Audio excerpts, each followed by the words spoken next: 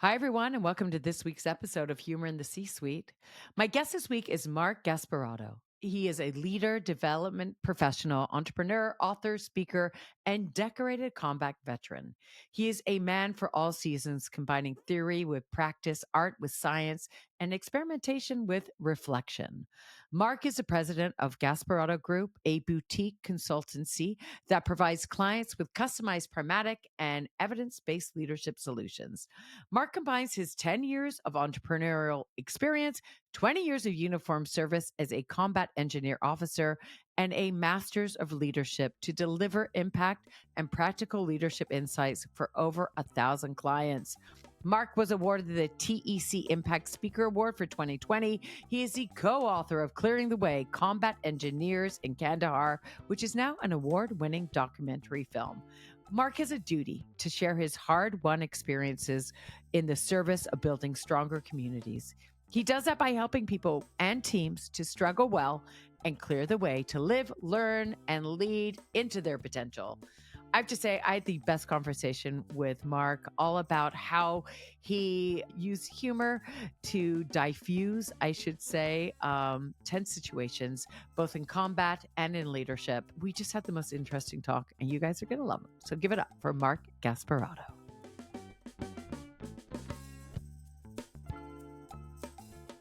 I'm so interested to speak to you because I've spoken to so many leaders of, firms and construction, but no one in the military. And that is serious business because people can die, right? So I'm so interested. But we always start off Humor in the C-Suite by you telling me about yourself and your favorite joke. Favorite joke. And I don't even know, it's not even my joke.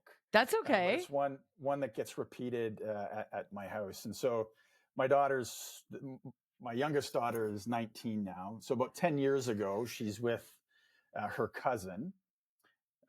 So my daughter would have been 9, cousin would have been 6 or 7. And the younger cousin's giving Emily some dating advice because Emily had just broken up with, I'm assuming, a boyfriend. It could have been a girlfriend. I don't know. And the cousin Natalie says, well, the best way to break up with him is to use a knock knock joke. It's like, okay. So knock knock. Who's there? Not your girlfriend. And so, yeah, I thought that was pretty funny. So I've never fired anyone that way. Like knock knock, who's there? Like no longer your boss. But it's crossed my mind. Oh, I bet. Oh my gosh. I might use it tonight to fire my husband. You don't know. It could happen. It could happen. Oh, Mark, I love that. And you know what? The fact it comes from family, like we always, and having inside jokes like that can, it just, really, it brings you closer, right? So tell me about yourself and how you might, just your background and how you might have used humor or not have used humor. All right. Well, I joke, I need about 300 floors for my elevator pitch. So, here it goes in terms of background. Professional engineer. So trained as an engineer at the University of Waterloo, then joined the Army, served just over 2 decades as a combat engineer. I retired as a colonel. I commanded small teams right up to large multinational forces, deployed to not so fun and humorous places like Bosnia, Afghanistan a couple of times, and Haiti was my final tour of duty. I then retired in 2017 and started up my own company. Although when I first retired, I joined a company that I'd co-founded, and then I was a silent partner. And then when I became unsilent, things came off the rails. So it's not lost on me that 2 leadership development professionals couldn't get along. And then, and I'd say 50% her fault and probably 75% mine, which goes back to the math of being an engineer. Yes. I wasn't a very good student. Started my own company, so Gasparotto Group, wearing the swag today for nice purposes. Yes, indeed. And been doing that for the last few years, and part of that is keynote speaking, and that's where obviously you and I met at Impact 11. Yeah. But the most interesting thing I do is I take teams into experiential learning events, often military inspired. So live fire shooting, tanks, rappelling, crawling under barbed wire at 3 a.m. with overhead fire. So I can really ramp up the stress and see how they solve problems in a complex and ambiguous environment. So That that's what I do. sounds horrible. I'm it sounds intense. Yeah, we'll have It's, to get you out. oh no, absolutely not. I will never I don't think I Never is a strong word. propel or yeah, it is. Now I've just jinxed myself. Next time, I'm going to end up doing it. Yeah. I'll be like, "Help me." I'll just be playing dead somewhere. Anyway, I think that's more my jam. Okay, so when you were Okay. in the military, Yes. did you find everyone? I mean, obviously, you were, as you said, in not so fun places. But when you were leading your teams there, did you find humor helped bring people together? Well, it helped for a few reasons. Soldiers, and I imagine other frontline or first responders. There's the gallows humor or very dark humor because you've got to counterbalance the death and destruction that you're surrounded by. And I can remember, and I don't know how inappropriate this is going to be, certainly for civilian audiences, but I commanded bomb disposal teams, and they'd have to often go and clean up post People? blast sites. Well, suicide bombers in particular. So when someone lights themselves up wearing a vest, the only thing that's left are the extremities. So my guys would be coming back and they'd be humming or whistling the song to Head and Shoulders because that's all that they found. And um, and it's pretty easy to judge that as dehumanizing and cruel. But until you're put into that kind of scenario, that's an escape, or that's a release valve for tremendous pressure. So that's an example of what a soldier would find uh, potentially humorous.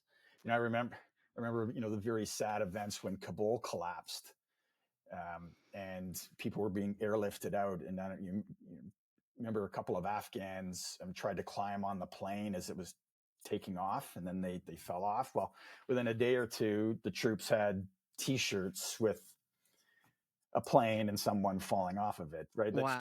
That's just how they Deal with stress or how they release tension. release tension and how they deal with death. Yeah.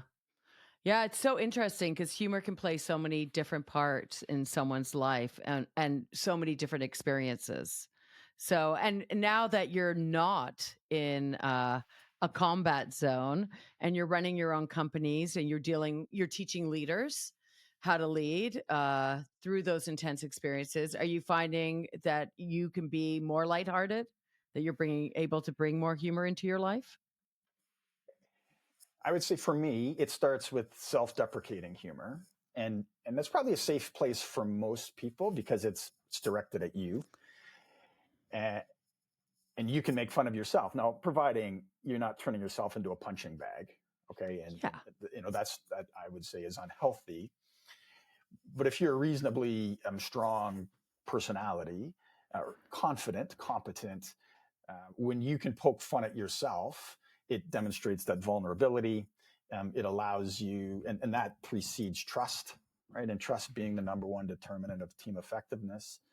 So there's, and I don't know where the research comes from, but they talk a lot about when there's genuine laughter, Yeah.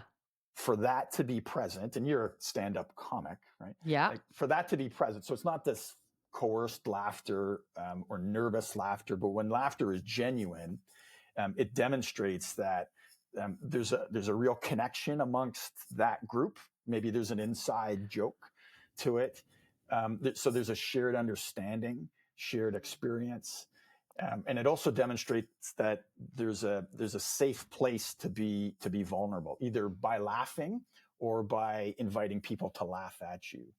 So I'd say Ah, my sense of humor is dry, probably more on the pun side, which naturally I find more clever than my kids or my wife ever does. But that's okay. Probably take after my dad in that respect. And I'm self-deprecating with my humor because I don't, unless it's a soldier. And so for me, there's a very clear distinction between the jokes that I will make or the things that I'll say in a civilian crowd yeah, versus a um, soldier. soldiers. And although I'm not serving anymore, certainly that's my tribe. And Would when I look yeah. at, yeah, go ahead. No, no, please go ahead. Well, so in Gasparotto Group, although we've got people who weren't veterans, most of the folks who work with me are veterans. And in fact, they come from a very tight group of combat engineers, some of whom I served with overseas. And so, we get it. If we cross the line, you can just say, like, listen, man, not today. Like today, not funny. And they're like, Yeah, maybe I try love it. that. Well, Right. I love that because as comics, we always call everyone else civilians, because we can really, I know it's so funny, right? But we can really go over the line with each other and we get it. We can say stuff that we absolutely, and so I totally understand that. And I do understand it is a very team like bonding experience when people laugh together, when they have those inside jokes. It really does. It builds and it bonds and it connects and it does all those things that you really want in a group who are working together, whether it's in the military, whether it's in the corporate environment, whether, it's, admin, we're all leaders to someone, whether it's your family, whatever, Yes. even the joke you started with, an inside joke for your family. So I think all those moments are really, well, I don't want to say precious because, maybe that's the wrong word, but they're definitely a sign of a good leader. Someone who's confident that, and self deprecating, they say, if you are a top tier leader, it's better to be self deprecating. That's because you never want to hit down, Right. Yeah. right? Yeah, So, that's not cool. And that's, to me, that destroys trust. So yeah. when laughter comes at the expense of someone, especially someone who either can't take it or is lower down in the hierarchy and therefore may not have a way of fighting back or using humor as a retort. Yeah, that's just mean. Yeah. Yeah, absolutely. I agree. And people are sensitive. And we live in a time where people are very, no one wants to be offensive or canceled, you know. It's just I don't know. I'd be quite happy to be canceled by some people, frankly. Uh, yes, you need to be sensitive to a point, and I was given Yeah. some very strong advice early on in my entrepreneurial days. Mark, being right doesn't make you right, and like don't kill the client. And Yes. you certainly don't want to be laughing at the client at their expense because they just won't hire you back. So, yes, those things need to be taken into consideration, but sometimes, like just fuck them if they can't take a joke. Yeah, absolutely. I love that. Yeah, thank you. No one's actually said that yet on the podcast, so Okay, I well, appreciate that. No, it's well, good. Hey, do you find say if you're in a situation where you're actually, people are pretending to be in combat, which is what you do, and they're team building there. Are you finding you can, if someone's having a really hard time, you might diffuse it with humor? yes, I can't give you a specific example, Yeah. uh, but we'll often talk about how we want things to suck more, right? Like, oh man, it gets cold. I really wish it were raining. Right. Uh, and and so they can look at you like you're. Is it humorous so much as they think you're maybe a little bit nuts, and I find that works. Yeah. Uh, yeah, I mean, I've got some funny stories if there's time from our time in Kandahar because I actually reread some of the passages from the book that I wrote with my squadron, and one of the wasn't an entire chapter, but one of the sections was "Send in the clowns," and Right. so there's some funny anecdotes that come from there. Can you give us an example? Well, sure, I can even show you, right? So that's a soldier riding a donkey. Ha! Ha. And so he was known as the ass whisperer after that. That was Sergeant Grignon. He's the only one that the donkey would allow um, To ride. Yeah. to ride. Yeah. And we bought this donkey so we could move stores up the side of a mountain to build an observation post. But we ended up building a road with an excavator instead. And so the donkey became part of the engineer family. He's got a call sign, Regulator One, affectionately known as Tina after that. So nicknamed after one of the soldiers' ex-wives. And so Yeah. that's the kind of humor that comes out of it. And then one of my guys was blown up a couple of times. And I love how casual you say that, yeah. just blown up a couple times. Well, what's funny is one of the times there's a fire suppression system inside of the armored vehicles. And so he was boiling water in a kettle because he's British. And so he needed his tea, which is just like fucking dirty water, right? And so the steam sets off the Hey, fire suppression whoa. system. That hits the kettle and it smokes him in the head. And so naturally, once he was evacuated and then deemed to be not injured, that turned into quite Quite a the funny teasing. stories. Yeah. His wife sent him these sumo suits to protect him. So they wore those around the camp. That's great. Oh, it's so good. It's so good to hear that stuff like that happens and that you can tease, and be a little goofy. I love the sumo suits. Did they actually wear them? They did. Yeah. Oh, that's so good. So, do you have any like certain techniques that you're using to build teams now that you're a speaker? That where you might use some humor in those moments? Not explicitly. I think it just comes out Yeah. naturally by either my personality or the way my team interacts. And now we do need to watch when there's clients around. And so there is a game face that goes on. Right. When we're in the field setting up and we're living like we would have done as soldiers, well, then it becomes quite rude, probably sexually inappropriate, a lot of scatological humor around bodily functions, Right. or just making fun of the boss. Yeah. Which, You are. I encourage. I encourage. That's so good. And do you find that with the people that you're working with now, it definitely has, because you all know each other from before, like you said, but there's definitely that if someone new comes in, do you find like you do use obviously different humor with clients than you would with the boys? Yeah. And there's women on the team as well. Some of them veterans, some of them not. I would say it changes the dynamic Yeah, sure. slightly uh, until they allow the boundary or set the boundary Right. by initiating humor themselves. And then no doubt Uh, things will slide over a period of time. But that's how integrating new people into the team, I think, is the safest way to yeah. allow the sense of humor, the collective sense of humor, to morph. I think that's so powerful because it's so true. Like, like you always have every workplace has new people coming in and it really does take time for people to get to know each other. But one of the best ways to get to know each other is through humor. It could be just sending each other a funny meme. It doesn't matter what it is. It's, it doesn't have to be as I want to say Kandaharian, but I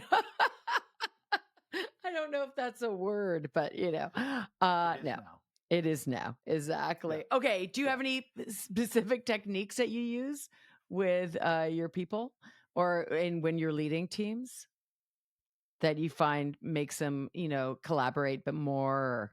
Well, perhaps I'll start tight on humor and then Yeah. work my way out there. And I've probably said it all before, but to summarize, so I use a lot of puns. So, are there clever ways of saying things? Um, I don't tell jokes because I don't find myself that funny, Yeah. but maybe situationally funny based on a response. Certainly self-deprecating to start with, and then that just allows the aperture to open and um, and for people to get involved in that vulnerability loop, right? So if Mark made fun of himself, maybe they're going to do the same, or maybe they pile on, and that's okay, right? Because I'm the boss, and it's safe to do so. Yeah. So anyway, that's what I do. Um, Tying to a previous point around, an inside joke. Why is it an inside joke? Because there's a shared understanding, right? There's a shared experience. So when we take people into the field, we say you're going to chew the same dirt. Now, for a soldier, that's a literal term. For most teams, it's figurative. Right. But when you overcome a challenge together, when you struggle together, and even some cases when you suffer together, Yeah. the bonds of human connection are so tight. Wow. And it's that common experience, the more uncommon the experience, the better, that allows people to come together, providing there was equity in terms of how you faced that challenge, right? Like one person didn't get off scot-free and everyone else did the hard work, right? So you need to share the load in that regard. Yeah. And so we find you can't click your way to resilience. So You are can't click companies your way like, to yeah. Are you like actually like people who do come in to experience all these things? So say if I work in an office and this is our team building experience, what happens if you have yeah. someone's like who's really unfit, who can't like climb a rope or just everyone like, that would be me. That's all I'm saying. There's lots of laughs there. We're going to see if that's you. We're going to put that to the test. I'm gonna have to do some push-ups. I'm gonna no, but honestly, like I just feel like we, there's we we yeah, modulate the physicality. right. We allow people to sit out of particular activities. Now, if Yeah. they don't like heights and they don't like loud noises and they don't like being claustrophobic and they don't like bugs and they don't like the cold, well, it's probably not the program for them. But if it's any one of those things, we can make allowances, Yeah. and we design it so the average demographic in Can terms of the use it. corporate team can come through. Yeah. Yeah. I would be I'm one of those people. If I get nervous or stressed, I'm laughing. Like crying laughing. And people get angry at that. Some people, especially I when I only was a cry in the kid. shower. Oh, see, that's a good place to cry. Yeah, it That's just that's washes a away. safe. No one knows. Yeah. No Yeah, one no one knows. knows. No No, one I like knows. that. Yeah. Oh my god. Because we've shared a long plane ride together, coming Oh, home I from didn't an find it event. long. Wait, you found it long? I no, well, no, because we talked the whole time. And We your did. stories, while you talked the whole time, I listened. I was like, and I had questions. Yeah. Right. No, do you think I talked a lot on that plane ride? Well, I talked loud. You were loud. We I were know. loud I'm actually. Yeah. always I got People. shushed on the BC ferry the other day. But people were talking around me. I was just anyway. Oh, that's I've funny. my whole life being too loud. Do you find like moments where you are using humor? Is it very different with your family? Like were you like a strict military dad with your family, or were you, more yourself, more authentic? No, there were elements of me that were quite strict with my kids. Yeah.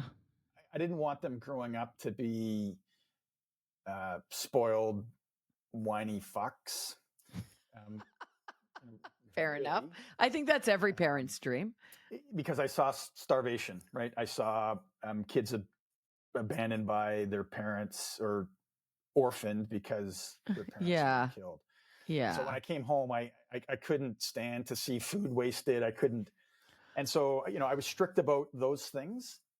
But if I were to do it again, I Yeah. would take an indirect approach to confronting what I thought was inappropriate behavior, as opposed to a frontal. And so it was said of the Yeah. Canadians in the First World War, Kate.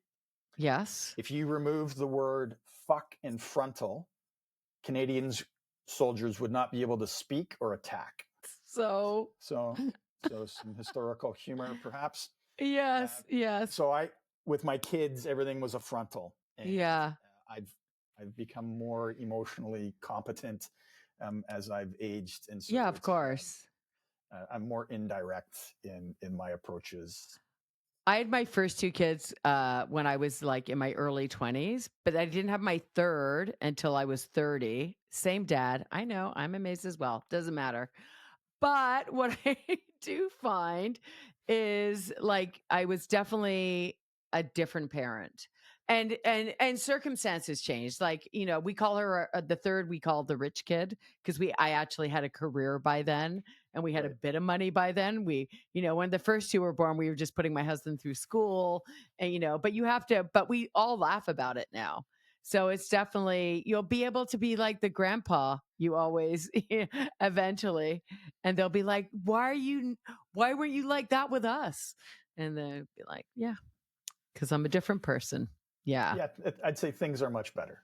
Yeah. I mean, humor Yeah. changes over time, I think, with everyone, or our taste in humor does anyway. So I think that's sort of an interesting perspective on it as well. How, our humor changes, how we change, and just what's going on in the world.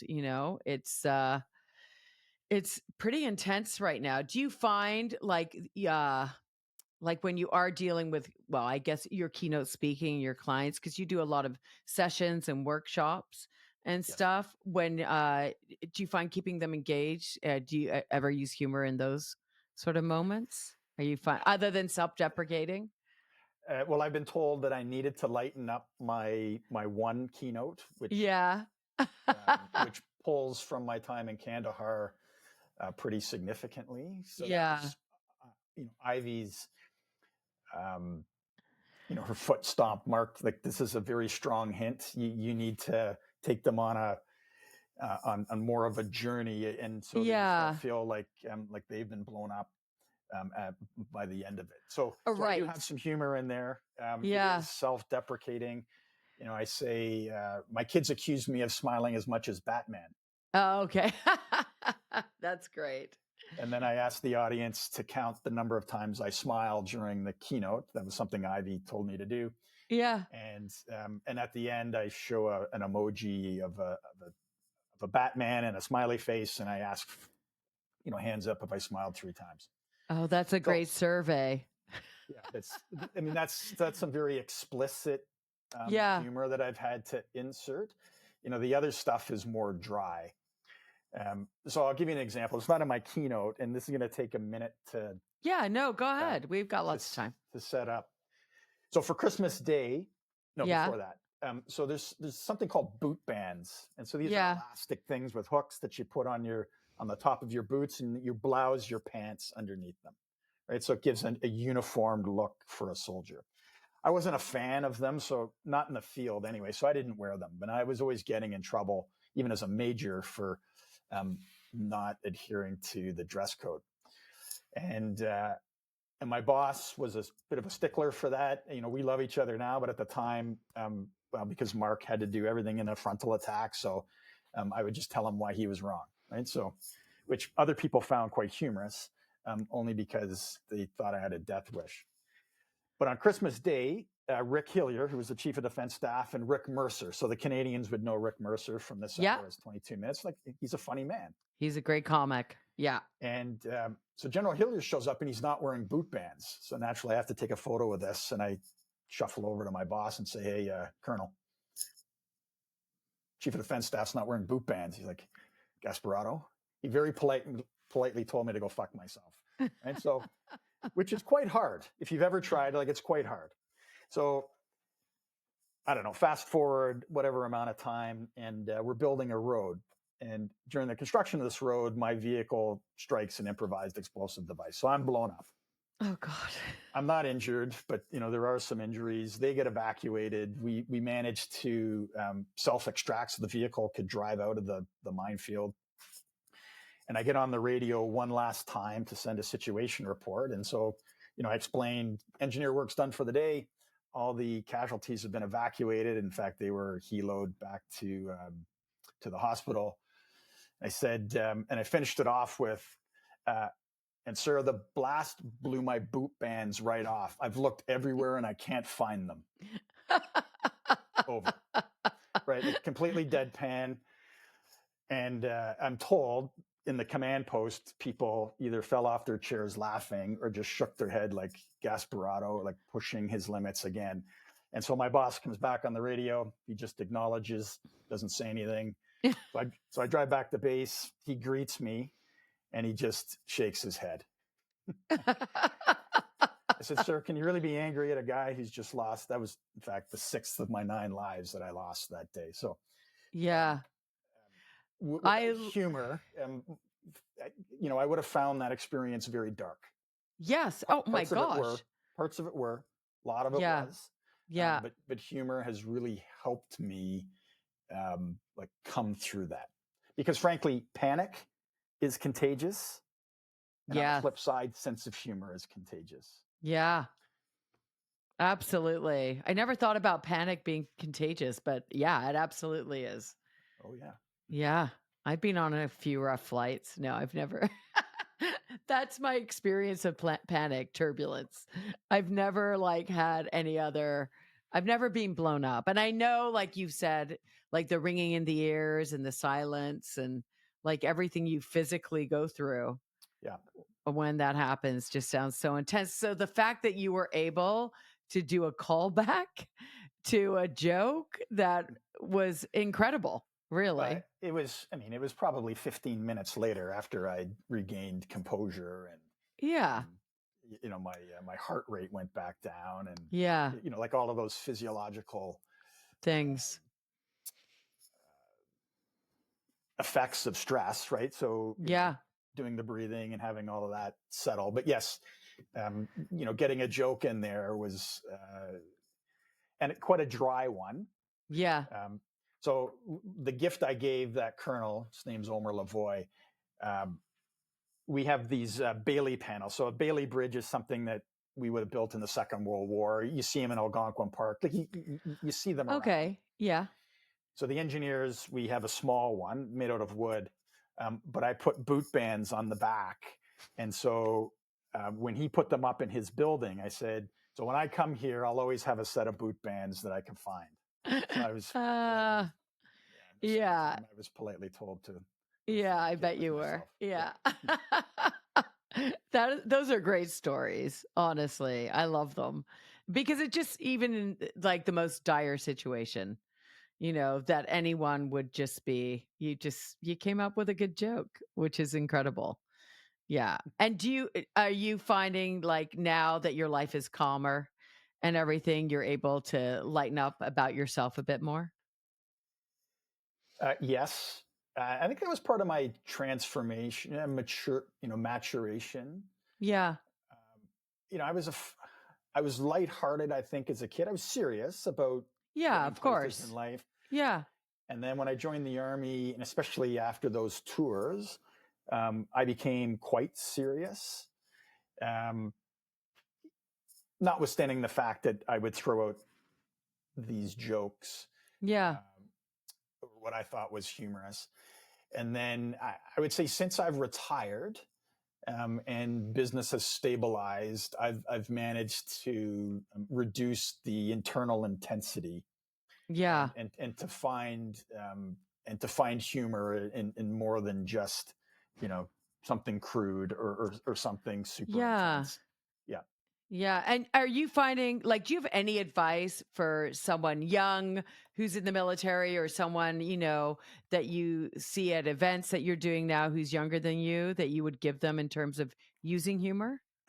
Well, the military is a strange place these days. Sure. Certainly in Canada, it's lost its sense of humor, Right. which I think is a real Detrimental. shame. Yeah, Yeah. I think it's a real shame, and no doubt that pendulum will swing back, um, to something more. I don't know if normal is the right word, but uh, so right now there's no sense of humor, and Yeah. before, no doubt, the sense of humor was extremely crude, and people were made fun of. Right. Yes. So Yeah. it does need to stabilize, normalize, whatever. I think you need to know your crowd. Like you Yes. really That's need to great know advice. you need to know the audience, Yeah. and that's not that's not advice to, get away with things where you can get away with them. But we're gonna find out if we continue on the path we're going down in the Army, where that sense of humor has almost been completely lost, and everyone's afraid to say anything that might make someone uncomfortable. It will impact that esprit de corps. And the next time we're in a shooting war, and we don't know when that is, we're going to see the consequences of that, of the weakening of the bonds of human connection, which are so incredibly important, especially for soldiers who occupy the same vehicle, right? Like they need to know. I mean, quite literally, like they know what each other's farts smell like. Yeah. They know when someone takes their boots off, it's like, oh, that's George again, right? Like that's how tight you become and need to become to face the kind of challenges that that comes from being in high stress combat situations. Yeah, I mean, a joke can definitely divide us or unite us. That's for sure. But I think there's strength in that vulnerability. Yeah, and there is. I mean, we know all of this. Yes. We know all of this to be true. But each group will have to figure it out for themselves and figure out where those boundaries are. And if boundaries are crossed, well, then, you apologize. That's it. Move on. Yeah. We've all had jokes fail in those group settings where you're like, I apologize. It did not go like I thought it would. Okay. So I always love ending it with this. Do you have a funniest story you like to tell? I mean, the Kandahar one was pretty amazing. Yeah, I think you've heard all my funny stories. Hey, there's always room for more funny stories. Oh, well, it's funny now, but okay. I did a little bit of prison time in New Orleans at Mardi Gras. And while I can understand the aesthetic double standard, I don't understand the legal one. Why can women be naked on the streets, Kate, and not men? I agree with you and disagree because we're just, cuddlier, better, less hairy. Well, I don't know about that. Whoa. I just, what? I find it so interesting what you do, what you bring to the speaking world and what your company, which you can plug again if you want. Hey, there it is. No, but everything that perspective from a military, sort of perspective to starting this entrepreneurial leadership, I think is really interesting. And I think you discovering your sense of humor and your sense of humor changing is even more interesting to me. Because so many people just say, no, it's always been like this. But the fact that it's evolving, I find I've loved our conversation today. Me as well. Thanks for being a guest on my podcast. You're very welcome, Kate. Oh my God.